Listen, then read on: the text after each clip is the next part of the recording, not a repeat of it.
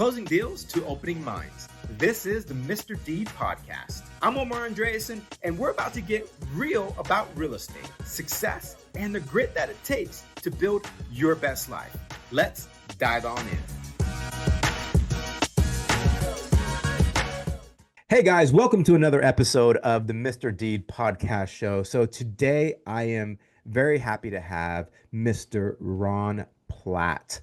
Now, Mr. Platt's actually a very seasoned realtor. He's actually from the Keller Williams office over in St. Pete. Matt, you've been in real estate now for what, 25 years? 24 years, yeah, as of 24. October. Okay, Yep. All right. You didn't want to add that extra year? 24 years is a long time. So tell us, how is everything going on right now over in that St. Pete area when it comes to the real estate market itself? And how is that holding up, especially after last year with all the hurricanes? And it looks like you guys might be losing the Devil Rays, man. Possibly. There's a lot of controversy. There's a lot of forth. I'm in the lowdown with that conversation, and they're not done yet. And they are rebuilding the stadium, which is great. I just talked to a couple of guys with the Rays yesterday, and they're going to be putting the roof on shortly and then gutting the entire place. And I said, that sounds great for some building that we're going to tear down in about 5 years. Exactly. I bet they must be kicking themselves because carrying their insurance and then cancel the insurance, and then all of a sudden, bam, you get hit. No, you're talking about the stadium? Yeah. So they got a big check for $25 million. Yeah. So the city had to fund the other 25, and that was the issue, but the city decided to go ahead and do it. That's good. I'm glad to hear you, because I saw some news about them possibly, I guess, a group coming in and possibly buying them out, but that's the last I heard of it.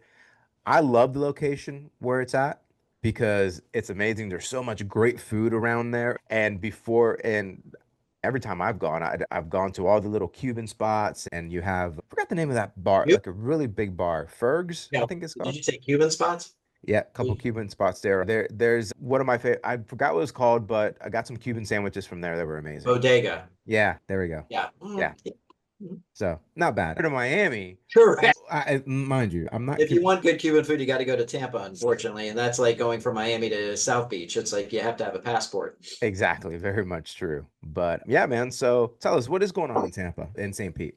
Sure. So the market is dead. It's slow. And I think we're all experiencing it. I also sell in Miami and Fort Lauderdale as well with my team down there. And I had a $1.2 million listing in Shorecrest, in the Shorecrest Miami Shores area that should have sold immediately. And when we finally dropped it down to about 929, it still wasn't selling, and the owners took it off the market. We rented it in 2 seconds. But I have a condo in Boca Raton that is priced below market, not moving, and it's done. I've got a beautiful house here that's a new construction that's actually on my block. The house is about 2 years old, 3-bedroom, 2-bath, very modern, has an ADU, which is an additional living space, which is a 1-bedroom, 1-bath apartment. Should have sold for $929. We have it down to $899. Very slow. So I don't price my homes above appraised value or where I think it should be. And I don't go into a listing appointment saying, hey, I can get you $100,000 more than the last guy told you. I go in and I tell the truth and I price it accordingly. And when I don't get agents calling, clearly the market's rejected the price. But when you drop it down to $899 and you're still not getting calls, you need to look outside of that price point to see what is the contributing factors to the slow market. And when I speak to my friends across the country, my other realtor friends, they're all like, dude, it's slow. So I think what it's being based, a couple of factors here, of course, is the interest rates. But I just put out a letter to all my database that said, this is the new norm. You're not going to see a 2% or 3% interest rate probably for the rest of your life. Unless, God forbid, the economy goes into the tank and we're trying to stimulate the real estate market. But 5.5 is probably going to be the norm. Maybe we'll get down below 4. So if you still can get a loan at 5.9 or 6%, it shouldn't stop you from buying a house if you need to. But I think it does. I think it's perception is that if you're in a 2% mortgage home, you're not going to sell. You're going to try to make that last as long as you can because you know you're going to go from 2%. You're going to have to pay a little bit more for the next house. And then you got a 5.5 to 6% loan. So people are they're not moving. And those that are moving that have to sell, there's, I think, a lack of buyers for many reasons, not just interest rates.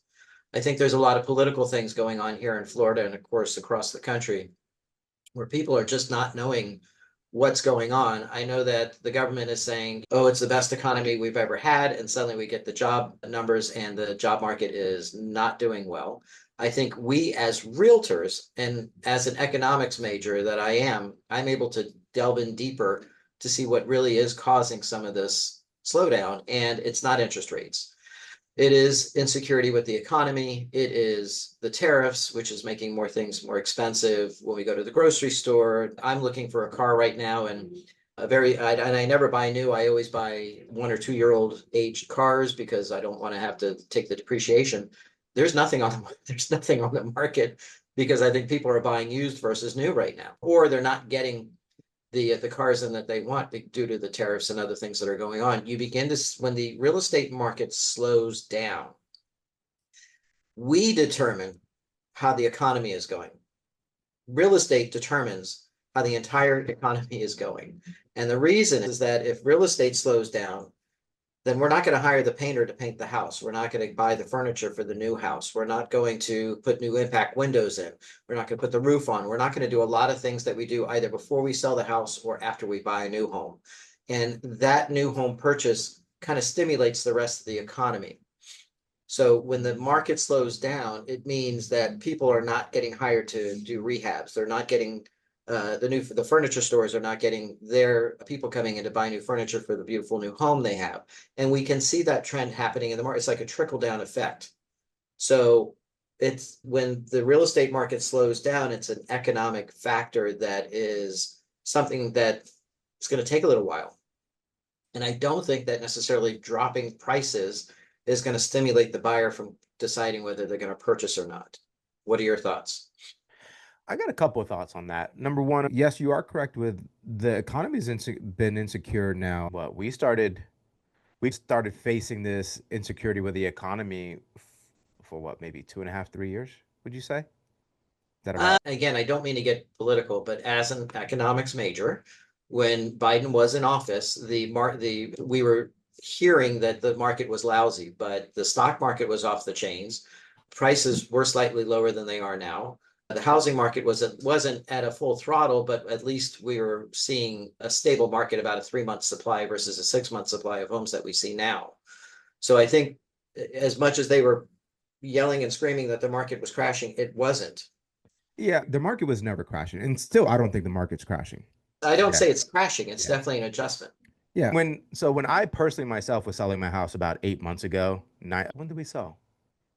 We sold 2023-ish, and in part, and mind you, and our house was a little bit higher, and I already knew it was going to sit longer because we deal in celebration, we deal with a higher price market, and our we moved up to about a little bit over 90 days in that price market. Before, when we first bought our house, that's when COVID was around, and dear Lord, there was only 15 homes up for sale in this area. Now there's an average, I think today I checked, there's 95. And it's Yeah, been like that since we moved here in 2022. It's been an average of 95 homes right, that's been in the area. The stock market, I think so far, I'm not a stock market guy. right. My father-in-law is, and he's been happy as hell for the last 3 to 4 years with the stock market. He's Absolutely. been the stock market even now is still doing great. Yeah, I think there's a lot of factors that go into it, but I do agree with you. I see some correction, which I'm happy about because even during COVID, it was just ridiculous where I've never been in a market before where people were paying 20, 30, 40, 50 grand over asking price. But at the same time, I get it because you know what? To them, and like I tell everybody else, it's not the real estate agent that sets the market. It's not you, the seller, that sets the market. It's the correct. buyer. So if the Right. buyer wants to pay 30, 40, 50 grand over market value, then you know what? That's what they perceive the value being at for whatever reason it is. Yeah, And that's what you have to go with. And this yeah, right now, you are having to see some price reductions where we just put one up for sale in St. Cloud, Florida, where we actually it went 20 grand over asking price and it went under contract really fast.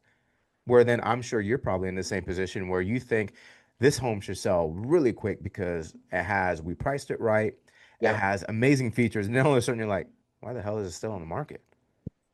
And then you have the other ones like, I don't know, man, this one's gonna be a Yeah, tough ones that one. you think shouldn't Yeah. be selling or And then selling. you're like, what the hell just happened here? I'm almost tempted to get that little saint that you're supposed to bury in the ground to see if Oh, it. I remember. Yeah, I saw that in one of the real estate shows back in the day. I was like, "What? What is that?" Yeah, it was up in California, and he buried the saint in the ground, and then he dug it back up I after think they it's a sold the Saint house. John is what it is. I believe it was. We have to Yeah, look and into that. I was in Rome at the church, and I they have a gift shop, and I went to the gift shop and said, "Can I? Do you have the Saint John little statues?" And they said, "No, for some reason we're sold out." And I said, "Oh, the real estate market must be doing bad." It's funny that you bring that up I'm because at the Vatican, and they don't have it. I remember seeing it on a real estate show I was watching. I'm like, "What the hell is that about?" And then all of a sudden, now, yeah, I'm like, "It is a thing. It is a Yeah. thing." So So. I've been tempted to do that, and I'm Jewish, but if it helps, what the heck?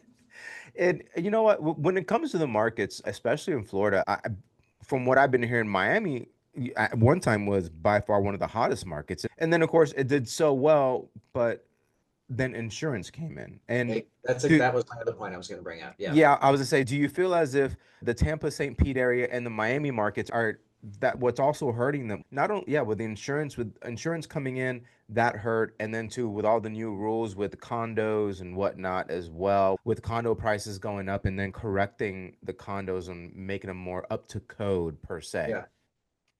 The what I had to learn when I moved here versus Miami is that Miami has an overgrowth of condos. So condo appreciation is far less than buying a single family home or a townhouse. And of course, townhouse isn't as good as buying a single family home. When I came here, because we had a limited number of condos and townhomes, they were actually appreciating faster than houses, which I had to try to get my mind around. Now it seems to have stabilized and they're pretty much about equal.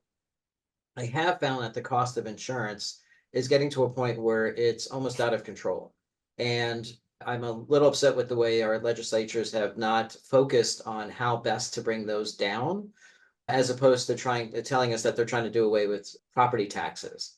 And that might be a saving grace for some, but then you have to sit back and say, if you take away property taxes, where's that revenue coming from? So they Higher probably have to taxes. increase the sales tax. Yeah, they will. Yeah. And that hurts the lower income people more than the middle and upper class because it costs more for everything else. So I don't know if that's a solution. And having been in the insurance business for 16 years and worked with a lot of these homeowner insurance companies that I did, they're at almost 100% loss ratio. And when I found that out, I asked, how did they make money? And they said the policy fees, those $25 policy fees, the reinstatement fees. If you finance, we make it on the interest rates. So you've got this weird balance between the insurance companies trying to make money, having these multi-billion-dollar losses due to hurricanes, and then you've got the rates at where they're at, where it's almost unaffordable. I know that when I moved here to St. Pete, I think for my primary house, it was $2,700. And when I looked, and then it went up to 3,500, then it was 4,000, and now it's 5,000, and then it doesn't cover my ADU for more than say $25,000. And if my ADU blew away, it would cost me at least $100,000 to build that. So now citizens at one point wanted to separate the two policies, one for the main house and one for the ADU. It was going to be $10,000. That's so far out of my budget. It's crazy. They ended up changing it or something like that. And my insurance has actually come back down. I think I am now with a private company and I'm paying $3,500, but it's still expensive. And that is causing some people not to be able to afford their mortgage payments. The other thing that I always tell my buyers is that I know that they're estimating the taxes at what they currently at, but you need to assume between 1.5% to 2% of what the sales prices is a good average of what your taxes are going to go up to. Can you afford that? Can you afford that additional amount on your mortgage payments? And if you can't, then we need to look for something cheaper. And I think a lot of realtors don't even have that conversation with them because and I definitely know the lenders never have that conversation with them because they're always coming in and assuming, let the taxes are $600 this year. Great, the guy can afford it, but technically they're going to go up to $4,000 next year when they reappraise the house. Can you afford that additional $300-400 a month in your mortgage payments? So I think between the property taxes and between the insurance, it has caused a financial hardship for a lot of people who are looking to purchase. No, I would agree. Right now, I lived in Europe for a little bit and I thought it was expensive. And mind you, Europe is expensive, very expensive, all the way from fuel to food to the cost of living is very expensive.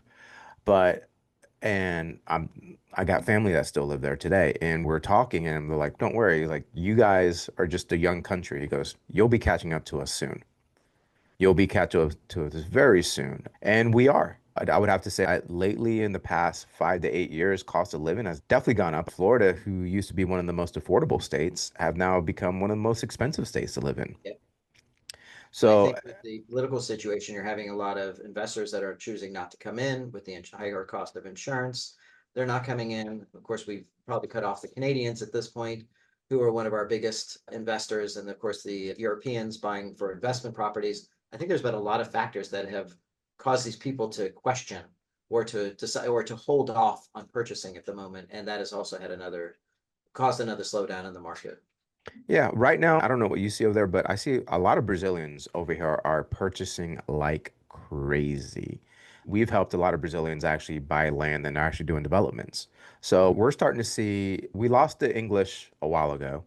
Canadians, yes, I agree. But then now I see a lot of influx of Brazilians coming into our part. I'm sure they're coming over to St. Pete too, because it reminds them almost of being back home in Brazil, where they're Right. surrounded by water. But we're definitely getting a massive influx of Brazilians for the past 2 or 3 years, and they're still coming. I was marketing a new construction project here called the Julia. And when I spoke with the PR firm, I said, where are these buyers? If you could see out my window right now, I've got 400 Central going up, which is the tallest, at the moment, the tallest building on the west coast of Florida, which is 48 floors. I've got Art House on the other side of my building, which I think is a 42-story building. Now they have the Waldorf Astoria coming in, which I think is going to be either 49 or 51 stories. And then I had the Julia project, which was a 19-story, more high-end type building. And when I spoke with the PR guy, I said, who's buying these $1 million properties? Because we don't have that kind of income base here in St. Pete. And they said 60% of the buyers are coming from Tampa, which I was blown away with. Hmm. I thought maybe New York, Chicago. We have a lot of Midwest people. It's funny because when I came here, I'm from Miami, so I like my New Yorkers. I've got a big diversity of buyers coming in from all over the world. And I moved here, and it was a lot of people from the Midwest, from Chicago, from Ohio, and it was like, why are you down here? And it was because I-4 comes straight down from the northern part of the country down to St. Pete. So hearing that the buyers were coming from Tampa kind of was a shock to me, but they want the kind of lifestyle that we have here that they don't have in Tampa. So it was interesting. We don't have a lot of the Brazilians. We don't have a lot of South Hmm. Americans coming in here. We have people from New York. We do have people from California coming in. And I think the Californian buyers have caused some of the price points to go much higher than the locals can afford. Yeah, no. Okay. And I love St. Pete myself, so it's one of the places that we go to just get away from being here in the Orlando area, Yeah. just going out there and just it's a completely different lifestyle, more relaxed. Love the water all around there and all the activities that you guys have. So it's by far one of my favorite places to go to. And what I think almost every single year you guys are St. Pete always have one of the top 10 beaches always on the Travel Channel to St. go Pete to. Beach. Oh yeah, I living in Miami, I never went to the beach. The joke is if you live in Miami, you don't go to the beach. Yeah. And my lifestyle was not where it is now because you get on a bike, you're going to get hit by a car. You're sitting in traffic all the time. We moved here and it literally takes me 5 minutes to get to work. I'm 10 minutes, 15 minutes to the beaches, 5 minutes to downtown. It's the joke is how far when somebody says, how long is it going to take you to get here? The joke is 10 minutes. Everything in St. Pete is 10 minutes. Yeah, where everything here you say 20 to 25 in Orlando. Correct. And then you're an hour late. Okay, so we're talking about the real estate market. We're talking about what the things like what's going on, and especially what's going on in the St. Pete, Miami, Tampa, Central Florida area. What do you think right now agents and clients should really watch out for in the next coming months? Especially having the economy background. Yeah, I think the dropping of the interest rates is going to stimulate buyers hitting the market again. It's the perception. It's, oh, I can finally get a rate instead of 6.3, I can get it 5.5. Let me hit the market again. So I think that is definitely going to stimulate the market. I've just, and I talk to certain agents, they say, no, this time of year is slow. For me, when I look over my 23 years of business, my business always picks up from October to December.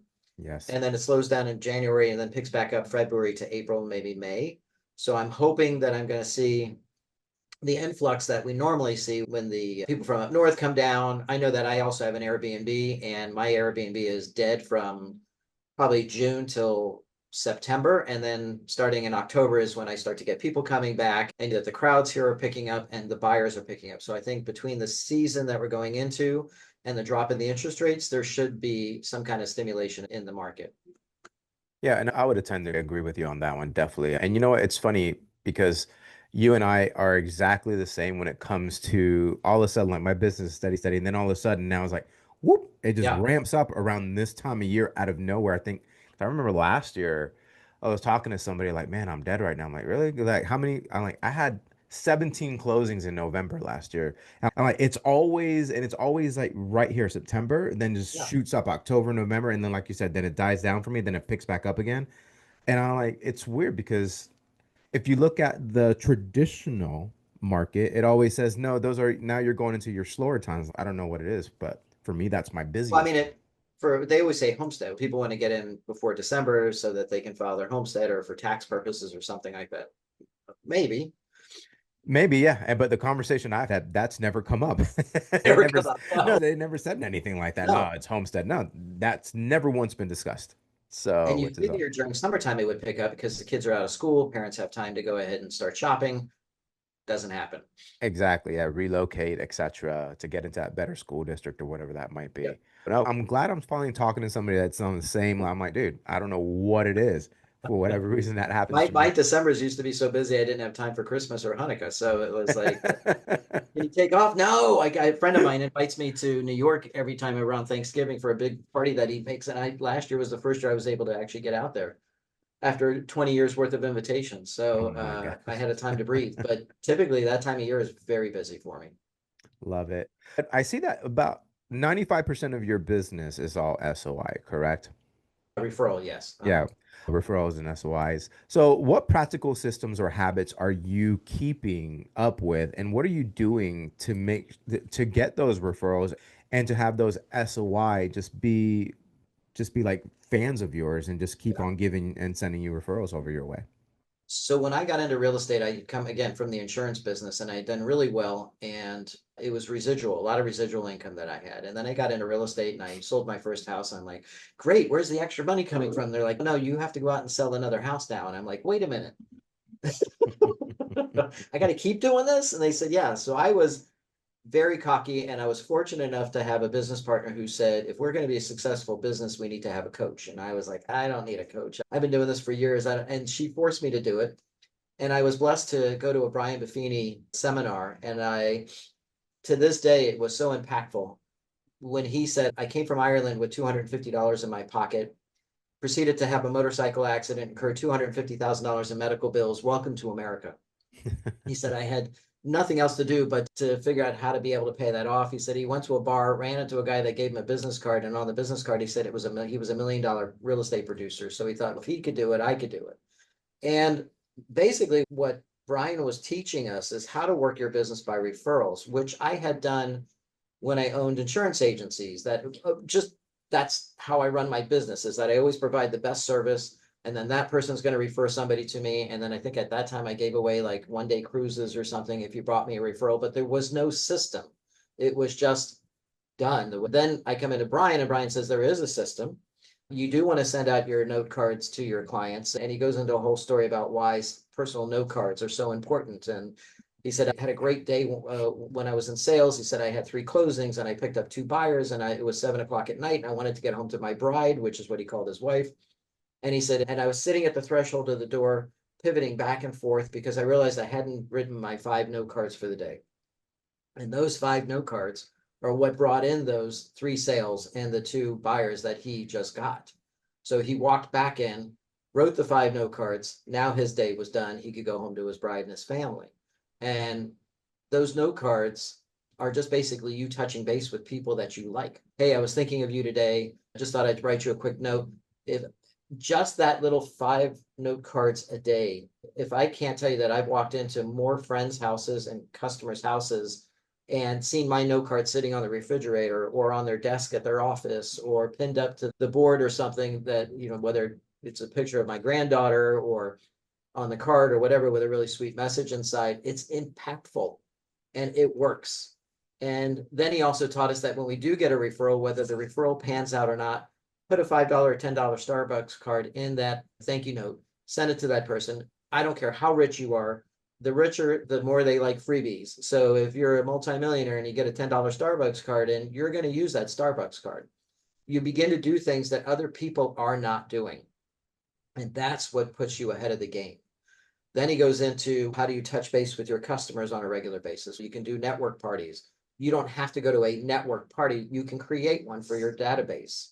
And I've done those very successfully where I've gone to local, this is in Miami, St. Pete's a little different. I've gone into places in Miami where I've said, hey, what's your slowest night? And they'll say Wednesday or Thursday. Great. I'm going to bring about 30 to 40 people into your restaurant for a networking party. It's going to be a cash bar. What can you provide for my customers, like hors d'oeuvres and stuff? And they always give me a full-on bar of food. It doesn't cost me anything. And basically what I have to do is send out a personal invite. Usually I make up a really cute little invitation and I send it to them in the mail.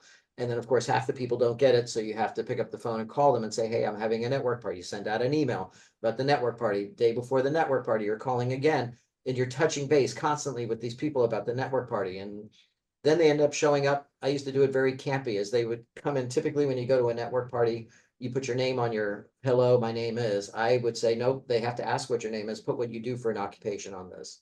And they would say barber or landscaper or whatever else. And I would get up on a chair and I'd say, who needs a barber? And I'd say, John, your hair's a hot mess. Go meet the guy.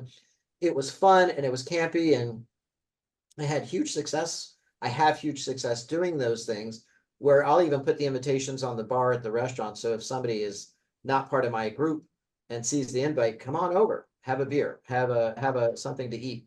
And I've met some really interesting people doing that. In fact, there was a gentleman by the same last name as me, saw the invitation, came up to me and said, Platt, are you related to so-and-so? I'm a Platt, you're a Platt. And then we sat there and it turns out he owned a design studio in the design district in Miami. And we ended up doing another event at his place. We were not related, but it was a good icebreaker for us. Every time I do one of my network parties, my customers walk away saying, Ron, that was great. These people are great. I picked up a new piece of business. And I always walk away with at least 1 or 2 referrals. Housewarming parties. Instead of giving them a nice bottle of wine or champagne or cutting board or the knife, with those Kiko knives or whatever they are, whatever that everybody's trying to sell, throw them a party. And what I say is at closing, here's your bottle of wine. And oh, by the way, I'm going to throw you a housewarming party when you're ready. You're going to send me a list of all your friends, their addresses, telephone numbers. I'm going to send out a personal invitation to them in the mail. Then I'm going to email them. And then I'm going to call them and remind them that we have the housewarming party. I'll come in, I'll pay for all the food. You pay for the liquor because I don't know how much your friends drink. And basically, my team and I will host the party for you. And they love that. And I, people come up to me at the party and they're like, oh, I heard you're his realtor. Yes, I am. Oh, let me tell you about the party's about them. Give me your card, give me your information. I'll call you tomorrow. Let's talk about it. And that blows them away because I'm really making it about them and I'm not making it about me. That's what the party's all about. And then I follow it up the next day with phone calls and I send out thank you notes to everybody who attended the party. And I add all those people to my database now. And at least 1 or 2 referrals every time. I get at least 1 or 2 listings or a buyer or something. I was at a restaurant the other day and it's a table that seats 6 and I was with 2 friends and my husband and I, and these 2 ladies were sitting next to us and the lady kept staring at me and she goes, you sold Clifford a house a couple of months ago. I said, I did. She goes, I was at the party. And I was like, there you go. And she goes, hey, give me your card. I want to buy. So it has a residual effect to it as well. But all of these things are things that Brian insisted that we do: the note cards, the client parties, the networking events, the going by their office and doing Popeyes or going by their house, knocking on the door. Hey, I just thought I'd come in and give you a quick little gift, say hi, not here to stay long, but oh, by the way, who do you know that might be looking to buy or sell real estate? And that's another thing that's on all of my advertisements, my note cards is, oh, by the way, who do you know that might be looking to buy or sell real estate? And because I say it so often and I put it in my note cards and all my emails and everything else, I've walked into parties where somebody in the party will go, "Oh, look, it's Mr. Oh, by the way, I'm never too busy for," and five other people will start to say it as well. And I'll think, wow, this shit really works. So if it works, I'm going to keep doing it. So on top, and then I was told about how to take my goals and put them on paper and then hand them to somebody to hold me accountable to them. So that we would do quarterly reviews, that we would make sure that I'm doing my note cards, that we would make sure that I'm focused on the goals that I'm trying to achieve before the end of the year. And it was life changing. And then you couple it with the Millionaire Real Estate Agent book that Gary Keller and his associates wrote, and it tells you here's how you run your business. It's not about Keller Williams. It's about here's how to run your real estate business. You hire your first administrator, and then when you have the administrator, you hire a buyer's agent. And once you got your buyer's agent, you go ahead and you set up your team, and then this is how you grow your team, and this is how you do your finances, and this is how you market and everything. And it's I don't have to make this stuff up. Just follow the book. It's like somebody giving you a golden chalice that says, here's how to make $1 million. And you're like, no, I can do it better. I'm not going to do it. And the other person says, I'll take that. And oh, okay, let me do this. This makes sense. And you do it. And what do you know? Working your business by referrals, running your business the way you're supposed to. If you can't succeed with doing that and you're not willing to do the hard work, then step aside and move on. 100% agreed on all that. And I remember even now, like a lot of the agents will come to me that are not nowhere associated with me, but we're friends and they're just with different companies. Yeah, yeah, And how is it that you're doing so and so and so? And I'm like, it's consistency. So you have to keep on doing it over and over again. And I'm like, and then I always tell them, I learned when I first got into it, to real estate, you have to pay the real estate gods. What does that mean? All exactly. right. So if there's 3 hours that you're supposed to be doing your Legion. follow-ups, your lead gen, then you do that. And you're not going to get something every single day, but but you know what? You're always going to find something's going to happen that week. As long as you're paying the real estate gods, something comes back to you. And I said, I can't explain it, but it's you do the work and it happens. And then the same thing with open houses. People are like open houses don't work. I'm like, that's not true. Because here's the thing. I was like, especially for newer agents, when I first started, I did about probably 4 open houses a week. But what I was doing is I was sharpening my sword. I was learning how to talk to people. I was learning what to say, what not to say. And that's the thing. Once again, it's the at bats because you're talking to them face to face. You're Yep. learning objection whenever they give you an objection. You're learning how to answer that, how to turn it into a positive, et cetera, et cetera. And you're also learning how to research that area, that property, and you have to really mold yourself into it. So that's why to me, I'm like, open houses are big. I think they're very important within the real estate industry and especially a newer agent. And I still do them myself. I was sitting there, I'm like talking to my team. I'm like, it's funny how I did one open house. I had 50 people come in and we had 10 offers come in. But then at the same time, somebody walked in and she said, I love this house. I don't have a real estate agent. I want to make an offer. Would you go ahead and represent me? I'm like, absolutely. Her offer got accepted. And then I do open houses the following week in two different places, two different cities, zero people come in. Yeah. And I said, listen, unfortunately, it's just one of those. It's the luck of the draw. It's how many times you get at bat, though. I said, but just imagine, I went to bat last week, made 15 grand. Went to bat the following week, made zero. But imagine, I said, if I told you that, you know what, if you do at least two open houses every single week, you'll make 15 grand, would you do it? 10 to 15 grand, even five? Yeah, I would. Then why aren't you doing it? And here's what I find is a mistake. The minute business picks up, what's the first thing you stop doing? No, everyone stops lead generation at Correct. all times. And then what happens is I'm like, oh, you're doing great. And then 2 to 3 months goes down. What happened? Where'd the business go? Yeah, it's the roller coaster effect. And I told her, I said, listen, you have to be consistent. Correct. Maybe you might be super busy. Maybe you can't do 3 hours, but you know what? And I get it. There's times that come up. But one thing, like I was told, so my coach is Sean Kokoska. And I'm like, Sean teaches me win the week. I understand that things come up in life. But you know what? If you did, let's say 3 or 4 days that were excellent, but then the other two, something came up, you had to go handle fires. But it's, yeah, no, I was consistent. I did my lead follow-ups. I couldn't do 3 hours. I did two, but then when you equal it, I did 12 hours that week. Then, hey, do you feel like you won the week? I'm like, I did actually. For all the things that, being a dad and everything else life throws at me. Yeah, I did win the week. That's all that Brian says matters. 20 no cards a week. I'm sorry, 10 no cards a week. It doesn't matter if you do it all 10 on one day or two on one day and three on the other. As long as you get 10 no cards out a week, you're good. And you get one email sent out to your customers with some kind of item of value. And I really like the item of value type things. I actually made up a magazine at one point, and I started out with a 2-page newsletter. And sometimes, without my customers knowing, I would put something on, I would advertise them on the back page. And they Mm. would call me up going, "Why'd you do that?" I'm like, "Did you not need the business?" They're like, "No, but I didn't pay you anything for it." I'm like, "That's part of the customer service we give." And one of them got emotional, called me up and said, "I can't believe you marketed my travel agents on the back of yours." I'm like, "Who do I use for my travel? And how many houses have you bought for me? Of course I'm going to market your business." So 100%. it was that value proposition that I was giving back that these people absolutely loved. No, and I love that. I love that because it's not hard. What one thing that I tell everybody that wants to either get into real estate or whatnot, I said, listen, you need to understand it's a people business. It Correct. is because everyone's like, oh, I'm. Everyone says I should be in sales. Everyone says I should be in sales. I'm like, all right, timeshares over there if you want to do sales because that's sales. I Right. said, understand that what we do is not sales. Only about maybe 5% of it is sales and negotiations. The rest is knowledge and people Relationships. and relationships. Yeah, that's it. I said that's it. If you're a great salesperson, timeshare is right down the road. And I tell agents, don't be a secret agent. Don't go to, Oh, first of all, don't network with other realtors. That's a waste of time. Network, get involved in the chamber, get involved with the city projects, get involved with a nonprofit, and let people know what you do. When yep. I was in the insurance business and I'd mentioned the word insurance, everybody would go the opposite way. Nobody wanted to talk about insurance. I was a plague.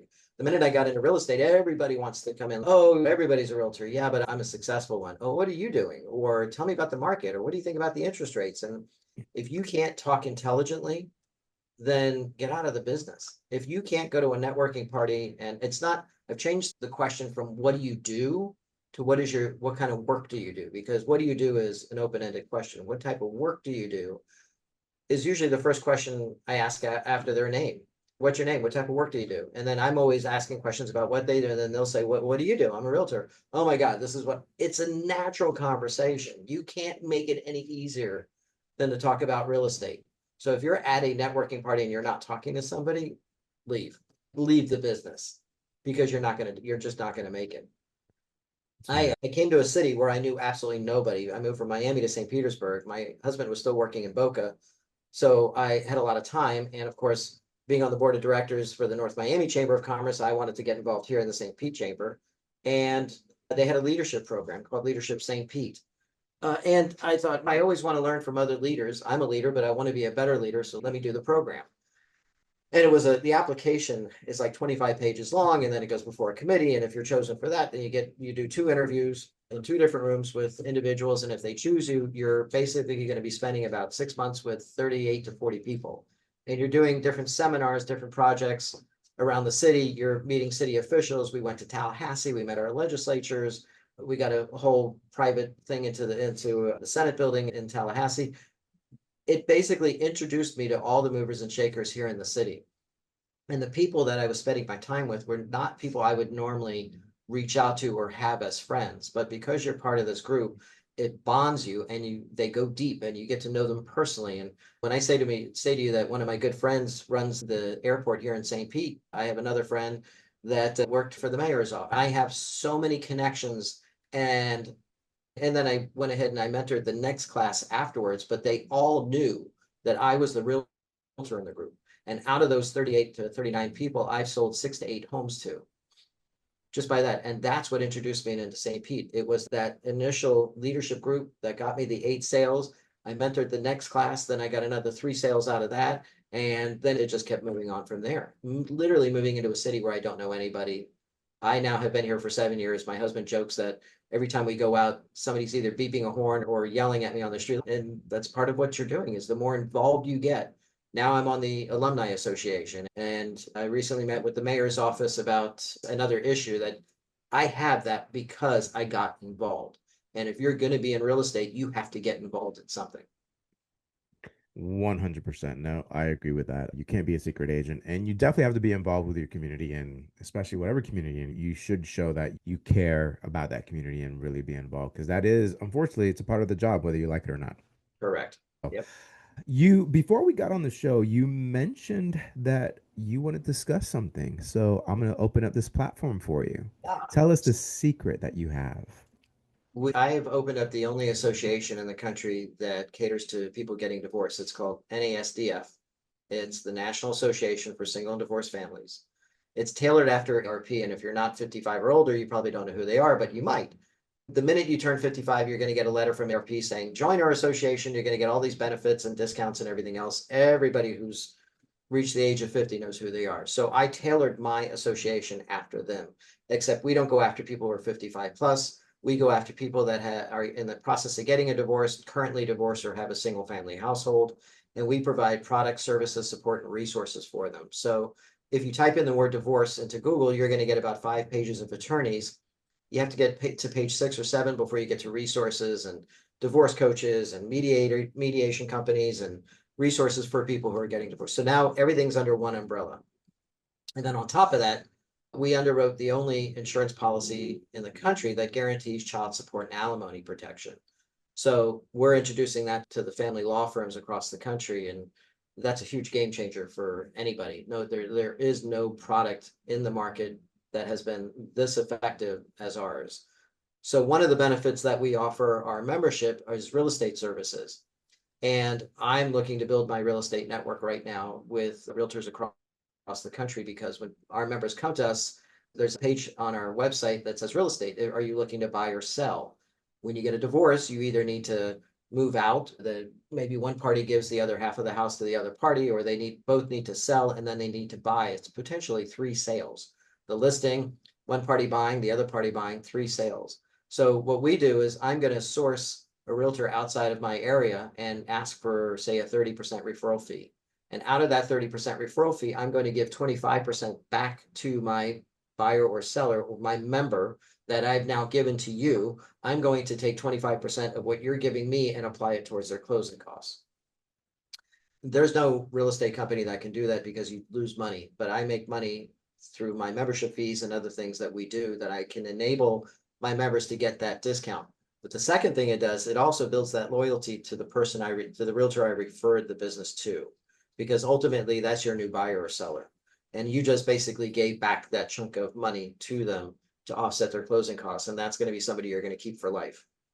So I am looking to build up my agent referral network, and I'm also put together a benefits package for large brokerages. If you own a large broker, type, let's say at least minimum 300 agents or more, we put together 18 life and business benefits, such as what do agents need? What do we need generally? If you've got kids, wouldn't you rather get a discount for child daycare services? I mean, we offer 10% discounts for Learning Care Group through Learning Care Group, which represents at least 20 or 30 different childhood education centers. You would get that. A lot of us have mental health care. I've always said I'd love to be able to see a therapist, but I can't afford it. Under our benefits, you get 8 free sessions per condition. So if you had anxiety and depression, you could literally go for 16 free mental health care sessions and then discounted sessions thereafter. We offer discounts for school supplies, office supplies. There's a ton of benefits under. It's only $10 per agent per month. But I need 100% of those agents in that brokerage to sign up. So if you own a large brokerage and you want to be able to offer something that is not only for retention, recruitment, these benefits are going to do that for you. And it really provides something that nobody else is providing through the association. And if you sign up with us, you also are at the top of the list for getting these referrals from these divorced individuals. Pretty exciting stuff. That's awesome. That is amazing. So, before we get off there, I got one more question to ask you. And Absolutely. thank you so much for sharing that, guys. We are going to make sure that you guys have all the contact details that Ron just spoke about. So we'll have all his connections on there. So if you guys have more questions to ask him about that, then that will be in the notes. So you guys can definitely access that at any time. So let me ask you this, the very last question. If you could leave just one deed behind, one action, mindset, or even a lesson for every single real estate agent listening today or an entrepreneur, what would that be? establish your goals, have goal sets. If I don't know what I'm getting up in the morning to do, or the reason why, or my big why as to why I'm getting up in the morning, it's not just about selling real estate. It's about accomplishing something bigger. I don't get out of bed and say, today I got to pay the mortgage payment, so I'm going to go to work. I say, today I'm creating a business that I will have an endless amount of money that will not only support my mortgage payments, but will support my lifestyle. But if I don't know what my goals are and I don't have a clear vision and they're not here, but they're in front of me every day, they're on the mirror when I'm brushing my teeth, they're by my desk that I can look at every day, they're at my nightstand so I can see them when I wake up in the morning so that I can focus on that. That will help you to get the success that you're looking for in real estate. It gives you the purpose and the drive, not just about paying your mortgage payment or making enough to feed yourself, which is very important, of course. But it's got to be about more than that, whether it's to see my granddaughter 3 times a year, or to spend more time with my partner, or to travel to Europe, or have a pied-à-terre somewhere in South America, whatever it is, whatever that looks like.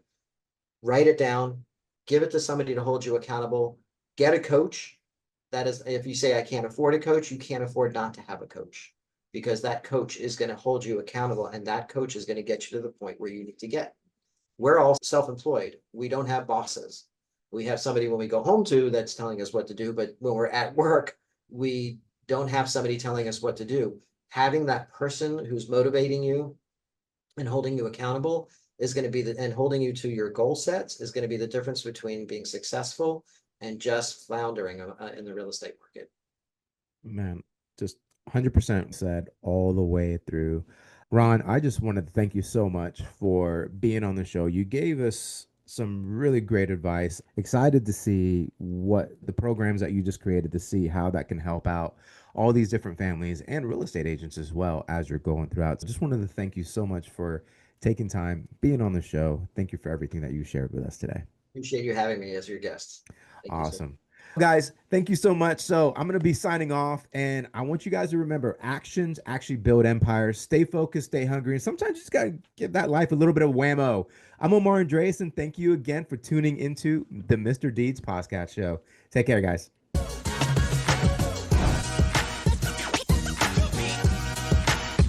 This is Omar Andreasen signing off and reminding you that success in real estate and in life is built one deed at a time. Until next time, keep it real, stay sharp, and don't forget to give life a big whammo and keep moving forward.